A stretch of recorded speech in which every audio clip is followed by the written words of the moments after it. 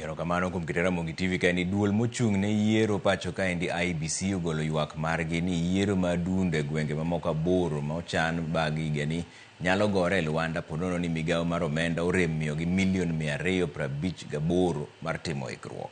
Jata tije mar IEBC Marjan Hussein Marjan onyiso od bura ni IEBC dwaro $1 billion mar bago yiero ma adundo e gwenge 24 duto. Mak mana ni omenda makoro gen go seche mowuoyi ni $788. Chris Owino lero no wachni. Jogombulu mag gwenge 8 kuom gwenge 24 ma onego bage yiero madundo tarik 27 higani nyalo rito kuom thuolo ma ok ong'ere mar yiero jotendgi manyien kaluwore kod nok mar omenda. Kaluwore gi jata tije maduong' mar IEBC Marjan Hussein Marjan, IEBC dwaro $1 billion mar bago yiero madundo e gwenge duto 24, makmana ni omenda mane omigi bajet mahigani en $788 kende. We have a total of 24 by-elections. The ones that are funded are 16. And the total budget for that by-election, those 16 by-elections, $788 million. For the 8 remaining ones that have not been funded, amounts to $258 million. So in terms of total cost, we are looking at $1,046 million for the purpose of by-elections. IEBC kata kamano okoyango gwenge 8 manyalo rem yiero jotendgi manyien yiero mochan bago dwe mar 11 higani. Kaluwore gi Marjan Hussein Marjan, IEBC dwaro mondo migawo mar omenda omedgi omenda maromo $258. You know, we gave for 16, but as we continue receiving writs later on that there are other by-elections. So they had already funded us for 16. But as we speak now, there are those new ones that had not been funded. But we continue planning for them.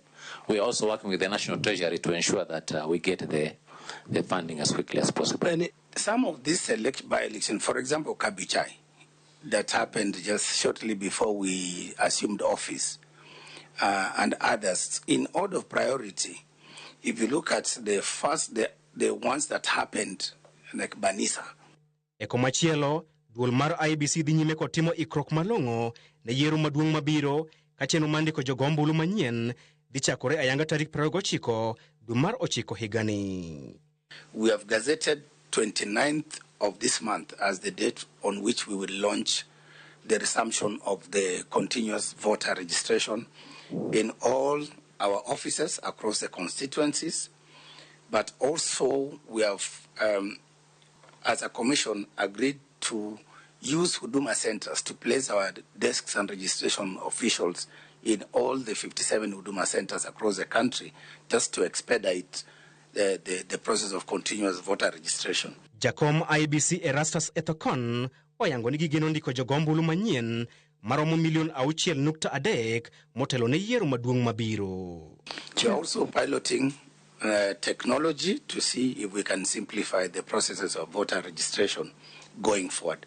We are targeting about 6.3 million new voters, 70% of whom will be young people. Ethokon bende ojiwo josiasa mondo duok piny liet mar siasa motelo ne yiero maduong' mabiro kaka yo mar kelo kwe pacho kae. Kodong' mana dweche 2 kene motelo ne yiero madundo e gwenge 24, duol mochung' ne yiero pacho kae IEBC koro chwero luya mar yudo omenda maromo matimo ikrok ne yiero makamago e kinde ma gikwayo migawo mar omenda mondo medgi omenda maromo $258 matimo ikrok ne yiero makamago. Chris Owino, Ramogi TV, Parliament Buildings, Nairobi. Duol marango kaka obila tayo chenro magi IPOA ogolo ywak ewi nok mar omenda ma oket negi e bajet. IPOA wacho ni nok mar omenda oserocho chenro